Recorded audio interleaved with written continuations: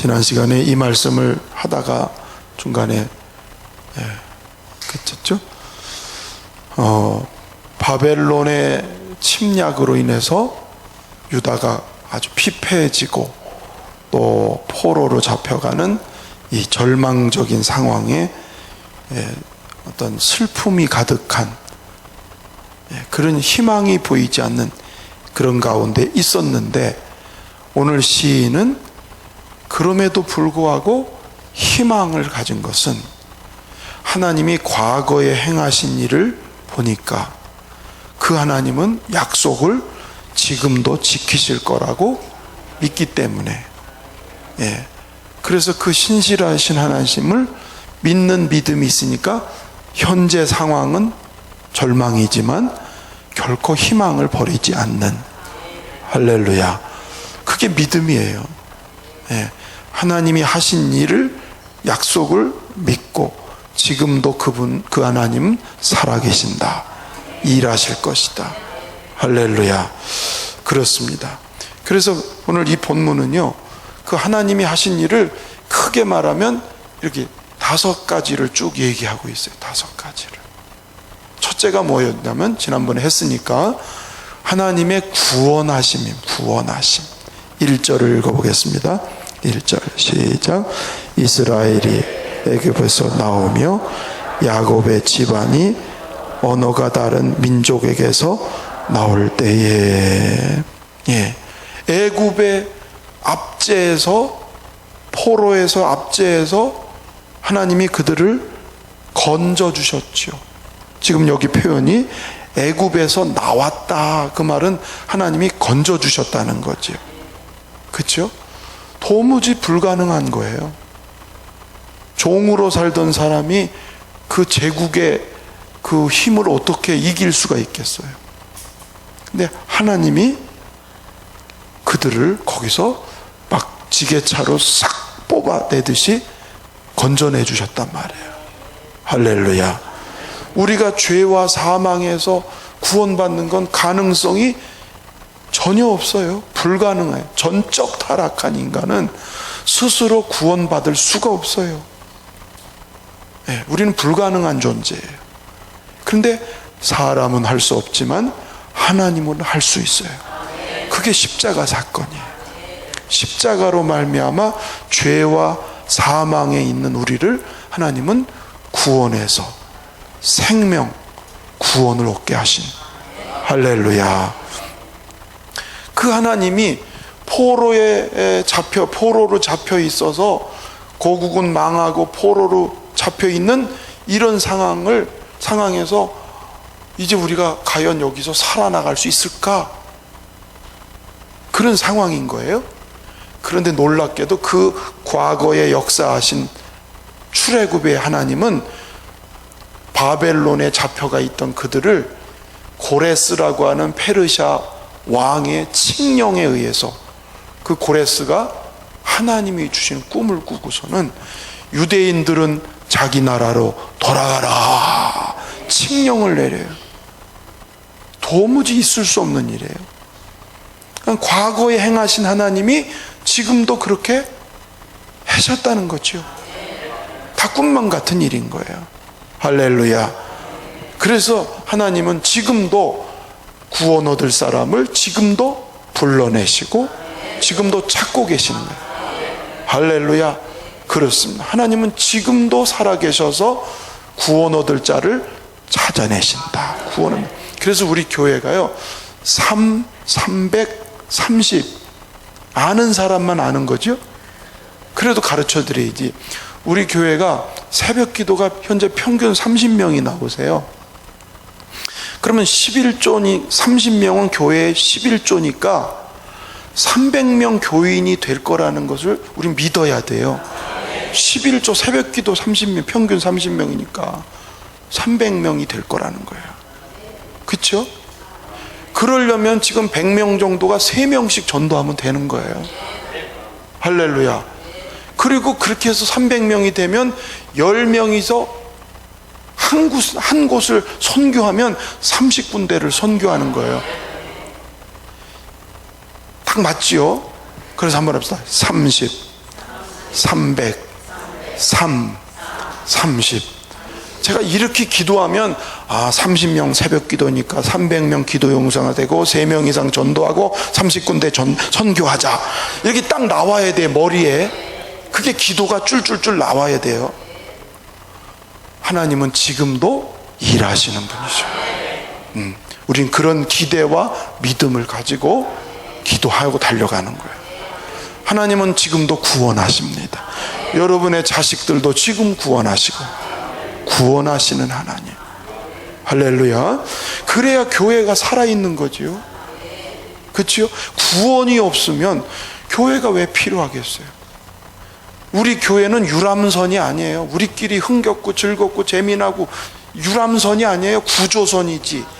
물에 빠져가는 사람은 건져내라고 교회가 있는 거지, 우리끼리 유람을 즐기는 그런 배가 아니에요. 우리는 방주 배잖아요. 구조선이에요. 구조선. 따라합시다. 유람선이 아니고 뭐라? 구조선이다. 예, 되셨죠? 두 번째 뭐냐면 하나님이 교회를, 공동체를 세우셨다 그랬어요. 2절 한번 보시죠. 2절 시작. 유다는 여호와의 성소가 되고 이스라엘은 그의 영토가 되었도다. 하나님이 애굽에서 이스라엘 백성들을 불러내서 뭘 만드셨냐면 이스라엘 백성은 하나님의 성소가 되게 하셨어요. 그게 성막을 짓게 하고 내가 거기서 너를 만나고 그랬거든요. 그냥 하나님은 그 이스라엘 백성을 구원하신 뒤에 내가 너희들과 만나겠다, 그 만나는 백성으로 이스라엘을 만드셨어요. 그래서 이스라엘 전체가 성소예요. 하나님이 거하는 집이에요.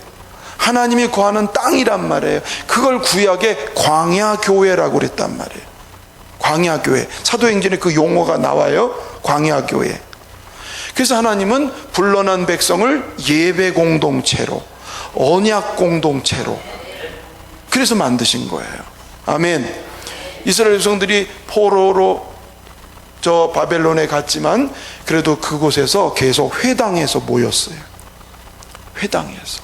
그리고 거기서 율법을 배웠어요. 그러니까 세월이 지나도 그들은 하나님을 잊어버리지 않는 거예요. 70년 포로 생활에도 하나님을 잊어버리지 않는 건 회당 모임이 있었기 때문에, 언약 공부가 있었기 때문에. 그래서 이스라엘 백성들이요, 포로 해방이 돼서 고국으로 돌아가서 막 성전 짓는 것보다 먼저 한 게 뭔지 아세요? 언약을 배웠어요. 자, 한번 누가 느헤미야 8장 1절에서 3절 한번 읽어보겠습니다. 시작. 자기들의 성읍에 거주하였던 7째 달에 이르러 모든 백성이 일제히 수문 앞 광장에 모여 학사 에스라에게 여호와께서 이스라엘에게 명령하신 모세 율법책을 가져오기를 정하매 7째 달 초하루에 제사장 에스라가 율법책을 가지고 회중 앞 곧 남자나 여자나 알아들을 만한 모든 사람 앞에 이르러 수문 앞 광장에서 새벽부터 정오까지 남자나 여자나 알아들 만한 모든 사람 앞에서 읽음에 뭇 백성이 그 율법책에 귀를 기울였는데. 예, 뭐가 이상해요? 추워요. 그러셨구나. 거기는 춥고 여기는 덥고 에어컨을 여기다 하나 놔야 되는데요, 에어컨 놓을 자리가 거기밖에 없더라고요. 예, 그러셨구나. 예. 그래서 무너진 성전을 세우기 전에 에스라를 통해서 율법을 배워서 계속 율법. 그러니까 우리도 예배당을 짓기 전에 우리가 성전으로서 하나님의 말씀에 먼저 굳게 서야 돼요. 믿음이 온전해져야 성전 세우는 게 의미가 있어요. 그래서 성전 세울 만한 우리 믿음의 그릇이 돼야 보이는 건물도 짓는 거예요. 하나님은 그 때를 기다리십니다. 우리의 믿음이 감당할 만한 그릇이 되기를. 할렐루야. 주님은 지금도 당신의 핏값으로 교회를 세웠잖아요. 구원받은 성도들을 모이게 해서 교회를 세웠어요. 그래서 교회를 뭐라 그러죠? 예수님의 몸이라 그래요. 예수님은 머리고 우리는 몸. 예수님과 우리가 떨어질래야 떨어질 수 있는 한 몸이란 말이에요. 그러니까 교회를 떠나서 신앙생활하는 것은 불가능해요. 잘못된 신앙이 돼요. 예, 마귀가 그런 사람 잘 노려요. 교회를 이탈해서 사는 사람은 마귀가 너 떨어졌구나, 너는 내 밥이야 이런다고요. 잘 믿든 못 믿든 어쨌든 교회에 자꾸 모이고 교회에서 말씀 배우고 예배 드리려고 하고 이 공동체 생활을 해야, 신앙생활은 혼자 잘해서가 아니에요. 반드시 공동체에서 서로가 연결되고 서로가 돕고 서로가 하나 되고, 그런 가운데 교회로서 우리가 이렇게 하나가 되어지는 거, 거기에 하나님이 임재하신다는 거예요. 할렐루야. 그렇습니다. 여러분, 주님의 임재가 어디에 임하냐면 주의 이름으로 모인 교회를 통해서. 그래서 여러분, 교회 생활을 아주 성실하게, 예, 삶의 우선순위를 교회 생활에 두면서. 그러니까 옛날에는 이사를 가도 교회 옆으로 이사 가고 막 그랬어요. 제가 서울에 신앙생활 때도 그 교회가 강북에 있다가 강남으로 이사 갔는데요, 교인들이 강남으로 다 이사 가더라고. 처음에는 막 버스 대절해서 막 글로 그냥 이렇게 실어 날았는데, 나중에는 본인들이 다 이사를 왔어. 그렇다고 백마강 건너오라는 건 아니에요. 건너올 형편이 되면 건너오지만 그것 때문에 억지로. 부여읍에도 집이 없어요 지금. 새겨 들으세요. 그거는 저 교회 중심으로 살아라. 예, 그래서 교회를 가까이 갈 수 있으면 그 참 복이잖아요. 왜? 하나님은 교회를 통해서, 예배를 통해서 일하시기 때문에. 할렐루야. 그래서 계시록 2장 20절 말씀 시작. 아니 시작. 내가 본 것은 내 오른손에 7별의 비밀과 또 7 금촛대라. 7별은 7교회 사자요, 7 촛대는 7 교회니라. 하나님이 7별, 7 사자, 하나님이 보내신 사자를 붙드시고 당신의 교회를 촛대라고 그랬어요. 촛대, 불이 꺼지지 않는 촛대. 그래서 하나님, 예수님이 7 사자를 붙들고 교회를 운행하시고 교회를 통치하시고 교회를 이끌어 가시는. 여러분, 이 원리를 잊어버려, 교회 생활의 원리를 잃어버리면요, 신앙생활이 참 어렵습니다. 다 얘기할 수는 없고요. 세 번째로 가면, 하나님이 자기 백성을 불러서 동행하신다는 얘기를 하셨어요. 자, 3절 읽어보겠습니다. 3절 시작. 바다가 보고 도망하며 요단은 물러갔으니. 이 바다는 뭐죠? 출애굽했으니까 이 바다는 뭐죠? 홍해가 막 도망갔다는 게 뭐예요? 하나님이 바다를 쫙 갈라가는 게 물이 도망가는 것 같잖아요. 이게 시적인 표현이에요. 여러분, 파도가 밀물 썰매 물이 쫙 날아가면 물이 도망간다 그렇게 말할 수 있어요, 없어요? 있잖아요. 좀 그렇게 이해를 해요, 그냥. 예? 그게 뭐 도망가는 거에 물이 빠지는 거지. 그럼 할 말 없고. 그러니까 시적으로 홍해가 쫙 갈라지는 거를 바다가 도망간다 이렇게 표현했어요. 요단이 물러갔어요.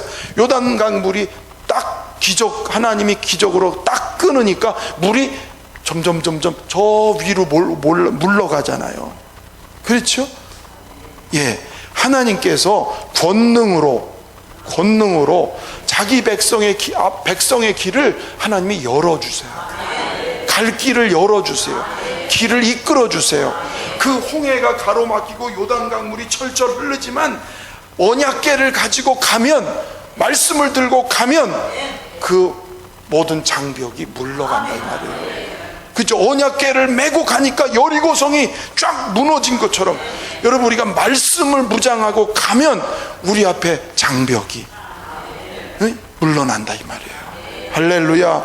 그렇습니다. 잿더미 같은 예루살렘이 이 시인의 이 희망처럼 잿더미 같은 예루살렘이 다 재건되고 회복되는데, 그때요 산발랏이라는 사람, 도비야라는 사람이 못 오게 막았어요. 방해 부렸어요. 이스라엘 백성이 이 예루살렘에 와서 그걸 다시 일으키고 세우는 걸 못하게 막 방해했단 말이에요. 왜냐하면 이스라엘이 회복되면 자기들이 주권을 뺏기니까, 밥그릇을 놓치니까 유대인들이 못 오게 막았단 말이에요. 근데 하나님은 그거를 다 물리치게 하시고 다 세우셨단 말이에요. 할렐루야. 그렇습니다. 우리가 신앙생활 하는데 그냥 호락호락하지는 않아요. 사탄의 세력, 이단의 세력, 온갖 세상의 유혹, 우리 속에서 오는 온갖 죄악된 것들, 이런 것들 우리 신앙생활을 얼마나 막 발목을 잡으려고 그러고, 앞길을 막으려고 그러고, 신앙생활 하다 보면 그런 게 있어요. 자꾸 신앙생활 잘 못하게 막 이렇게 회방하는 게 있단 말이에요. 근데 그때 주저앉으면 안 돼요. 우리 주님은 지금도 나와 함께 계신다. 나를 죄에서 건져주신 주님은 반드시 나와 동행하시면서 이걸 이기게 하신다. 그러니까 사도 바울 같은 경우는 핍박, 고난, 막 수많은 고난을 당해도 우리를 사랑하시는 이로 말미암아 넉넉하게 이기느니라. 어떻게 이긴다고요? 그것도 넉넉하게 이긴대요. 그렇지. 우리를 사랑하는 그분, 자기 생명을 내어주신 그 예수 그리스도, 그 사랑을 끊을 수가 없어요. 아무리 세상 유혹, 세상 권세, 마귀의 해방이 있어도 그 사랑을 끊을 수 없어요. 아멘. 그러니까 주님은 이렇게 동행하고 이끌어 가신다. 그러니까 어려워도 우리는 그 하나님 믿고 이기면서 가는. 할렐루야. 또 네 번째가 뭐냐면, 하나님이 증거를 내리세요. 증거를 줘요. 자, 4절 가서 보실까요? 자, 시작. 산들은 순양들 같이 뛰놀며 작은 산들은 어린 양들 같이 뛰었도다. 야, 이게 도대체 무슨 뜻일까? 지금 출애굽을 해서 광야를 가면서 일어난 그 역사적 사건을 시적으로 표현한 거예요. 자, 누가 좀 한번 상상력을 동원해서 이게 무슨 설명일 것 같으세요?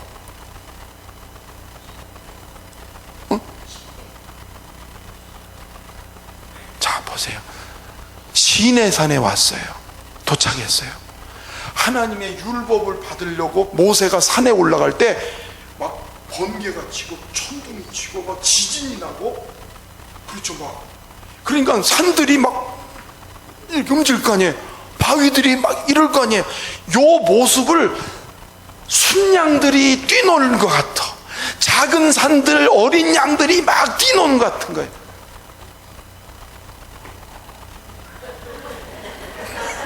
내가 괜히 뛰었나 봐. 막 하나님의 영광이 시내산에 쫙 임하니까 그 큰 위엄과 권세와 능력이 지진으로 막 우레와 같은 이런 것들로 소리도 나고 땅이 흔들리고, 그런 모습을 시적으로 보니까 산들이 춤추는 것 같고 짐승이 막 뛰는 것 같고, 그렇게 얘기하는 거예요. 하나님의 권위, 하나님의 살아계심, 그 하나님의 임재와 살아계심이 있으면 여러분 두 가지로 나타나요. 하나는 너무너무 기쁘고 감사해요. 하나님이 우리를 찾아오셨습니다. 할렐루야. 그리고 두려워져요. 그 하나님의 그 살아계신 영광을 보면 두려움도 와요. 할렐루야. 모두 오고 못 오냐? 기쁨도 오고 두려움도 와요. 할렐루야. 그렇습니다. 이스라엘 백성들이 포로에서 돌아올 때 그들이 이게 우리가 꿈꾸는 건가? 어떻게 이런 일이 일어날 수 있을까? 그러면서 시편 126편 2절을 보면 그들이 이렇게 고백을 해요. 자, 시작. 그때에는 우리 입에는 웃음이 가득하고 우리 혀에는 찬양이 찼었도다. 그때 문나라 가운데에서 말하기를 여호와께서 그들을 위하여 큰 일을 행하셨다 하였도다. 아멘. 그러니까 저 바벨론 포로에서 그들이 돌아간다는 건 꿈에도 상상할 수도 없는 일인데 하나님이 임재하셔서 그들을 지금 데리고 들어가는 거예요, 고국으로. 그래서 길에서 그들이 웃음이 나고 너무 기쁘고 찬송이 나오고 얼마나 즐거운지 몰라요. 그러면서 동시에 이방 사람들은 야, 하나님이 자기 백성을 위해서 너무도 큰 일을 행하셨구나, 확실한 증거가 나타나는 거예요. 할렐루야. 여러분, 하나님과 동행하고 하나님이 임재하시면 우리 안에 기쁨이 있고 그 하나님에 대한 역사가 삶으로 증거할 수 있게 되는, 할렐루야. 그래서 성령이 임재하면요, 오늘 우리에게 적용하면, 성령이 임재하면 내 안에 기쁨이 있습니다. 할렐루야. 그렇죠? 여러분, 성령 받으면 제일 먼저 기쁘지 않아요? 진짜 처음 성령 받은 분들 보면요, 막 그냥 입으로 쭝얼거리고 막 춤추고 너무 좋아서요, 막 그래요. 그렇죠? 그래요. 그리고 외적으로는요, 성령 받은 사람은 가서 막 전해요. 예수 믿어봐, 교회 다녀봐, 진짜 아무한테도 막 얘기하고 다녀요. 기쁨이 있고 증거가 되고. 여러분, 하나님의 임재가 있으면 기쁨이 있고 증거가 생기고. 시작. 하나님이 임재하시면 기쁨이 있고 증거가 있고. 옆에 사람 보고 하나님이 임재하시면 기쁨이 있고 증거가 있습니다. 시작.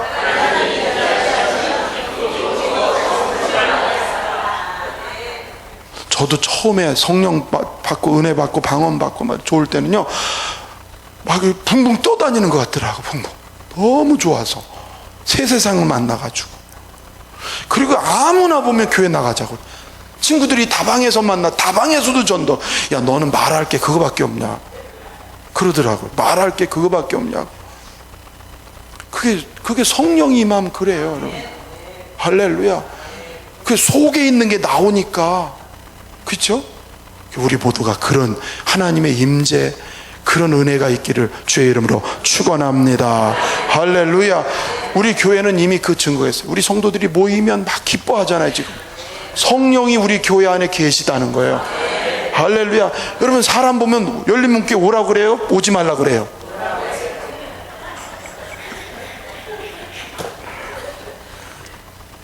죄송합니다. 한 가지 마지막은, 이스라엘 백성들이 오늘 시인은 뭘 기억하냐면 하나님이 광야에서도 그들을 먹이신 것, 목마른 것 채우신 것, 그렇게 해서 마지막 8절 한번 읽어봅시다. 8절 시작. 그가 반석을 쳐서 못물이 되게 하시며 차돌로 샘물이 되게 하셨도다. 르비딤에서 물 떨어졌다고 백성들이 막 그럴 때, 그쵸, 모세가 반석을 칠 때 그 반석에서 샘물이 솟아나는데 강을 이룰 정도예요. 왜? 200만 명이 먹어야 되는데 이렇게 쫄쫄쫄쫄 흘러서 언제 먹어요? 그렇죠? 반석에서 어떻게 물이 나요? 근데 하나님이 자기 백성을 위해서 그런 기적을 행하셨어요. 만나도 먹이셨어요. 아멘. 그렇습니다. 이스라엘이 그 포로로 잡혔다가 돌아가서 성읍을 회복하는데 느헤미야가 처음에 가는데요, 야, 이 고국에 가야 되겠는데 거기선 아까 말한 산발랏, 도비야 이런 방해자들이 있는데 어떻게 하면 좋은가? 그래서 페르시아의 왕, 이 느헤미야가 술관원장이었으니까 높은 위치에 있었어요. 근데 고국이 다 불타고 소멸됐다는 걸 듣고 막 기도하다가 아닥사스다 왕한테, 자기 페르시아 왕이죠, 나에게 조서를 써주십시오. 내가 그 땅에 들어갈 수 있도록. 그랬더니 아닥사스 왕이 느헤미야를 너무 이쁘게 봤거든요. 언제 오겠냐 이렇게 물어볼 정도로. 그런데 왕이 친필로 조서를 써가지고 관문을 통과하게 하나님이 필요한 걸 채워주세요. 또 성벽을 쌓고 이걸 하려면 목재가 필요하잖아요. 목재를 이렇게 운반해 주도록, 목재를 공급하도록 왕이 명령을 하세요. 목재를 대라고. 할렐루야. 그리고 군대까지 동원해서 저 바벨론에서 고국까지 갈 수 있도록 군대까지 동원을 해주세요. 할렐루야. 그러니까 하나님이 광야에서 역사했던 그 역사가 그 포로에서 돌아갈 때도 그들의 필요를 그대로 하나님은 채워주셨어요. 오늘 우리는 어떤가 보세요. 로마서 8장 32절 무슨 소리인가요? 시작. 아끼지 아니하시고 우리 모든 사람을 위하여 내주시니가 어찌 그 아들과 함께 모든 것을 우리에게 주시지 아니하겠느냐. 여러분 믿습니까? 그렇죠. 아들을 주신 분이 무엇을 안 아까워하시겠어요? 그렇죠? 그 아들을 주신 주님은 모든 것을 아들과 함께 이미 아들 예수님 안에 하늘과 땅의 모든 게 다 예수님 안에 있어요. 할렐루야. 주님이 주시고자 하면 주세요. 물론 받을 사람이, 받는 사람이 어떠냐가 문제겠지만 주님은 다 주실 수 있는 분이에요. 우리의 필요를, 우리의 일용할 것을, 우리가 필요하고 구하는 것을 주님 지금도 주시는 분. 그래서 열린문교회가 3년 오면서 하나님의 필요를 계속 공급하셨잖아요. 그죠? 모자라지 않았잖아요. 넉넉했잖아요. 그게 하나님이 일하신 거죠. 할렐루야. 그 하나님은 지금 역사하십니다. 그래서 우리 믿음이 현재 진행 믿음이 되기를 바라며, 하나님은 지금 역사하는 분. 히브리서 13장 8절 시작. 어제나 오늘이나 영원토록 동일하시니라. 아멘.